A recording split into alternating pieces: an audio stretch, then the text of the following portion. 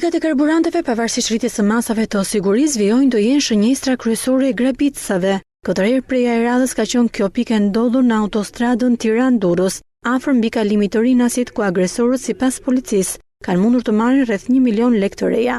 Grabitja ka ndodhur duke u gdhirë hëna në orën 03:12 minuta. Pamjet filmike tregojnë se grabitësit kanë qenë 2 persona të maskuar me çorape në kokë dhe njëri prej tyre dyshohet se ka qenë i armatosur. Ata janë afruar te karburanti me një automjet dhe nuk kanë pasur asnjë rezistencë, pasi punonjësi i karburantit, sapo i ka parë të zbresë nga mjeti, është larguar me vrap. Duke përdorur mjete të forta, ata kanë mundur të marrin kasafortun ku ndodhi xhiro e 2 ditëve në shumë rreth 1 milion lekë. Më pas dyshohet se 2 grabitësit janë larguar në drejtim të Durrësit. Policia ka sekuestruar pamjet filmike dhe po punon për kapjen dhe identifikimin e tyre, ndërkohë që janë shoqëruar për të marrë në pyetje roja e karburantit, si dhe punonjës të tjerë.